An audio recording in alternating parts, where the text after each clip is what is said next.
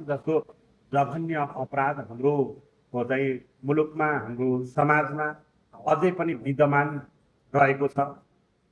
हिजोको दिनमा यो मानव बेचबिखन एउटा भारतमा मात्रै एउटा विशेष गरी महिला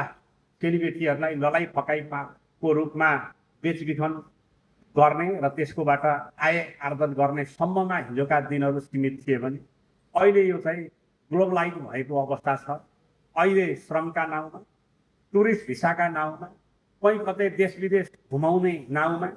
कहिलेकाहीँ त सामाजिक सञ्जालबाट मित्रता भएका नाउँमा खर्च दिएरै त्यहाँ बोलाउने र बोलाइसकेपछि मानव बेचबिखनको रूपमा उनलाई चाहिँ दुरुपयोग गर्ने यस्तो समेत यो विकृति अहिले पछिल्लो चरणमा आइरहेको अवस्था छ। र यसलाई न्यूनीकरण गर्नका लागि हाम्रो नेपाल सरकारले अहिले हाम्रो संविधान, नेपालको संविधान जुन 72 छ, यसमा पनि मानव बेचबिखन विरुद्धका संवैधानिक हक अधिकार र मानव बेचबिखन दण्डनीय अपराध हो भन्ने कुरालाई यसले स्वीकार गरेको छ। मानव अधिकार आयोगको पनि महत्त्वपूर्ण फोकस गर्ने क्षेत्रमध्ये यो एउटा मानव बेचबिखनको क्षेत्र पनि रहेको छ। अन्य राष्ट्रिय कानुन, अन्तर्राष्ट्रिय सन्धि सम्झौता र प्रतिबद्धताले पनि जुन नेपाल पक्ष राष्ट्र भएको छ र यो मानव बेचबिखन विरुद्धको जघन्य अपराधलाई कुनै पनि कानुनी रूपमा छुट सुविधा सहुलियत नदिइकन जघन्य अपराधको रूपमा मानेको अवस्था पनि छ। हाम्रा राष्ट्रिय कानुनले पनि विभिन्न जबरजस्ती करणी, मानव बेचबिखन, जघन्य कर्तव्य ज्यान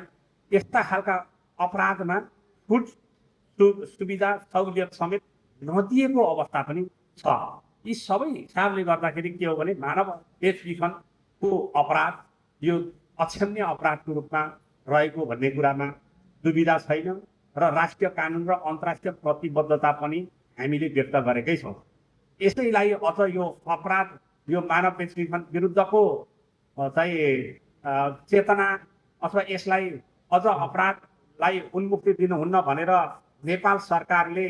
प्रत्येक वर्षको भदौ 20 गतेलाई मानव बेचबिखन तथा ओसार पसार विरुद्धको राष्ट्रिय दिवस भनेर भदौ 20 गते सेप्टेम्बर 5 को दिन चाहिँ राष्ट्रिय यसलाई किन दिवसको रूपमा समेत एउटा अवेरनेस जागृत गर्ने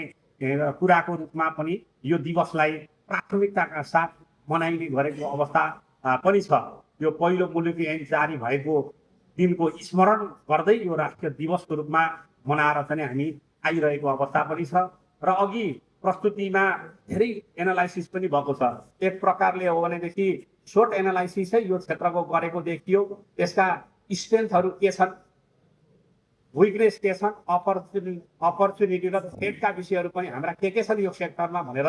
अघिल्लो प्रस्तुतिमा पनि धेरै कुरा आएका छन्। मूल कुरो यसमा संलग्न व्यक्तिहरूको पहिचान र यो मानव बेचबिखनको रूपमा भएका परिवर्तन र पछिल्लो चरण सञ्जाल र डिजिटल प्लेटफर्महरूको प्रयोग गरेर भएका आपराधिक गतिविधिहरूलाई कसरी नियन्त्रण र निरुत्साहित गर्न सकिन्छ भन्ने विषय महत्त्वपूर्ण रहेको छ।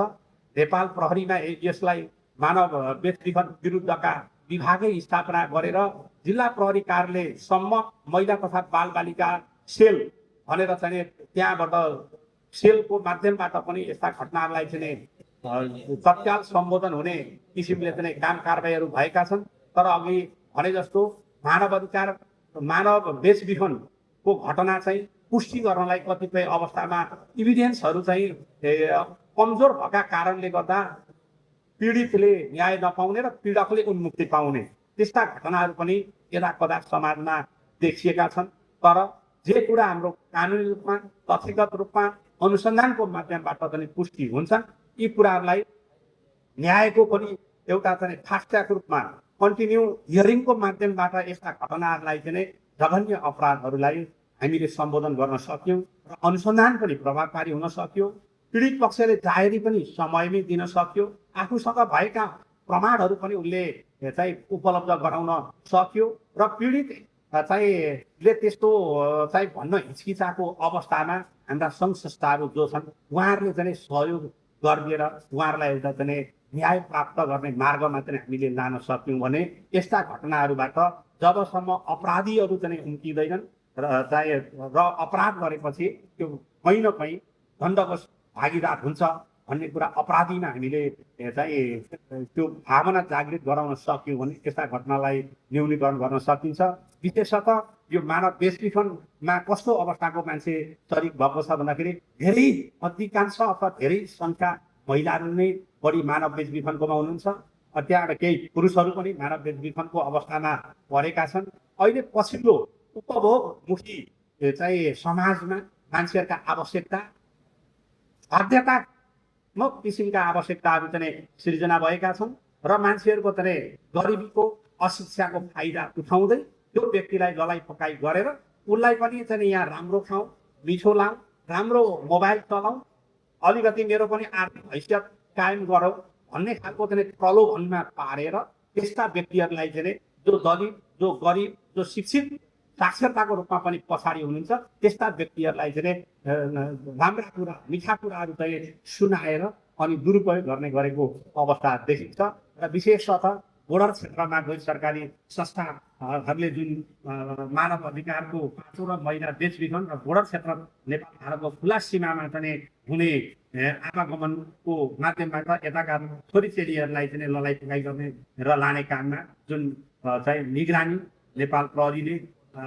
त्यस पछाडि माइती नेपाल लगायतका महिला अधिकार मानव अधिकारको क्षेत्रमा क्रियाशील सङ्घ संस्थाहरूले एउटा निगरानी गरेर एउटा चाहिँ सहजीकरण गर्नुभएको छ। यसको लागि पनि म सङ्घ संस्थाहरूलाई हार्दिक धन्यवाद ज्ञापन गर्दै आजको यो चाहिँ मानव बेचबिखन विरुद्धको अधिकार सम्बन्धी राष्ट्रिय प्रतिवेदन सार्वजनिक कार्यक्रममा जो जति उपस्थिति भएका छौँ हामी सबैले समन्वयात्मक रूपमा चाहिँ समाजका यस्ता मानव बेचबिखन गर्ने जघन्य अपराधीहरूलाई चिनेर समयमै भ्याएको ढोकामा चाहिँ हामीले तिनीहरूलाई चाहिँ दाखिल गर्न सकेको खण्डमा यो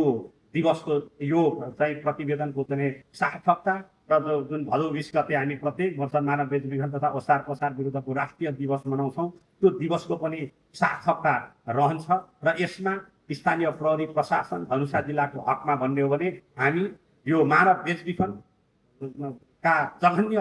अपराधमा संलग्न भएका अथवा कहीँ सुराकी सूचना पाएको घटनालाई जघन्य अपराधको रूपमा लिएर यस्ता दोषीहरूलाई तपाईँ हामी सबैको सामूहिक समन्वयबाट कानुनको कठघरामा उभ्याउनलाई प्रहरी प्रशासन सधैँ तत्पर छ र तपाईँहरूको चाहिँ साथमा छ भन्ने शुभेच्छा र शुभकामना सहित मेरो अलिकति कार्य व्यस्तताले